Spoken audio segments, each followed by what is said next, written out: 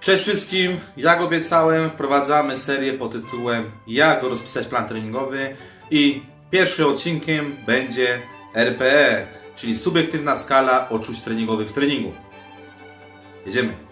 Czym jest RPE? RPE jest systemem, który opisuje Twoje zmęczenie treningowe, czyli subiektywną oceną wysiłku fizycznego podczas wykonywania danej serii. Na pewno nie jest żadnym specyficznym treningiem, czy jakiś tam systemem autorskim, czy planem treningowym autorskim. Ta autoregulacja pozwala Ci wprowadzić tak zwaną indywidualność w treningu i dzięki czemu Twój trening jest prognozowany, czyli masz jakąś prognozę i w danym dniu coś nie wyszło, no i poprzez wprowadzenie protokołu zmęczenia Twój trening jest dostosowany do Ciebie. W jaki sposób przedstawia się ta indywidualność? Po pierwsze, w doborze obciążenia, czyli są osoby, które na 70% wykonują 9 powtórzeń, albo druga osoba może wykonać 13 powtórzeń, więc te rozpiski będą się różnić przy tych obciążeniach umiarkowanych.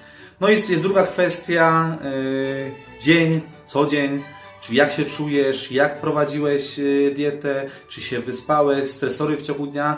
Te rzeczy, te czynniki mogą wpłynąć na to, iż w danym dniu będziesz słabszy, więc autoregulacja czy protokół zmęczenia pozwoli Ci dostosować trening do danej sytuacji dnia, czyli danego osłabienia, czy nawet będzie lepszy dzień, więc możesz dołożyć więcej obciążenia i tak jak powiedziałem przed chwilą, obniżyć te obciążenia. I przechodzimy do skali RPA, która jest 10-stopniowa. Mamy tutaj 10 punktów w skali RPA, oznacza wykonanie wysiłku fizycznego maksymalnego, czyli bez zapasu. 9,5 mówi nam, iż może ten zapas występuje, natomiast 9 mamy na pewno jedno powtórzenie w zapasie. 8,5 2 powtórzenia może wykonasz, a 8 na 100% 2 powtórzenia wykonasz. No i tak dalej, i tak dalej. Optymalnie w ćwiczeniach głównych, czyli przysiad, wyciskanie i martwy ciąg, powinniśmy się trzymać skali między 7 a 9, ponieważ jak wiecie albo nie wiecie, siłę buduje się w zapasie, czyli nie maksujemy co trening, ponieważ szybko doprowadzi nam to do zajechania układu nerwowego i w istocie rzeczy zamiast zrobić postępy, to w pewnym momencie będziemy rżnąć się sami. Skończy się to w taki sposób, że postępów nie będzie w ogóle. Oczywiście czym bliżej maksa, tym łatwiej nam stwierdzić nasze możliwości i są one bardziej wiarygodne i prawidłowe. Oczywiście powinniśmy porównać skalę RPA do procesowego doboru obciążenia.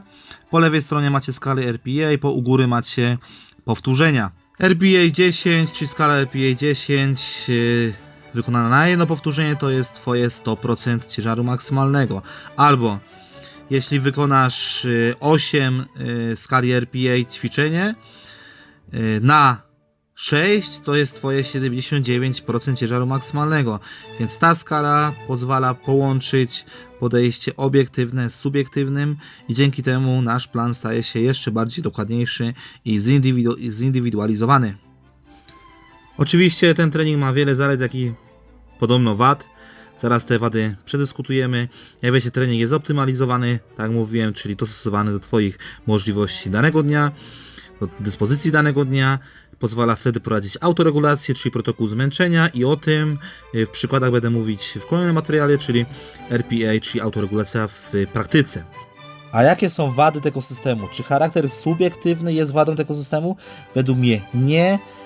Ale problemem jest wiarygodność i trafność tych metod. Czyli na przykład osoba początkująca, jak wiecie, ma problem w określeniu, jak ciężko miał tą serię. Często jest tak, że dana osoba mówi, o jak było mu ciężko, a tak naprawdę ma tam zapas bardzo duży. Więc trzeba przede wszystkim określić albo zaobserwować prędkość przemieszczania się sztangi.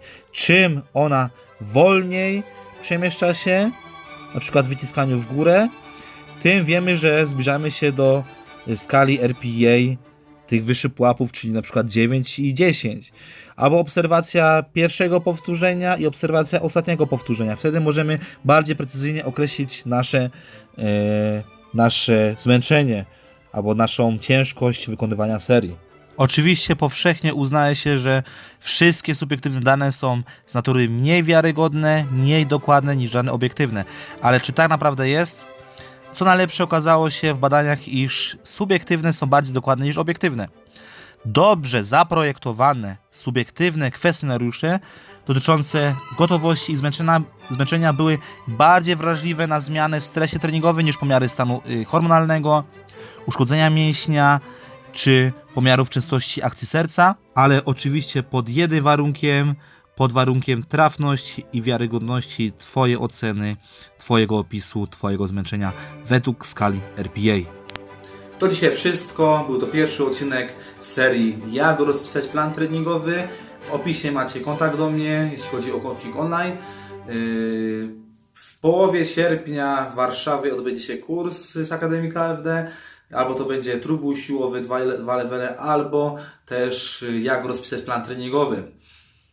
Tyle na dziś. Subujcie mój kanał, włączcie dzwoneczek, abyście widzieli kolejny odcinek z naszej serii. Łapy nie ma.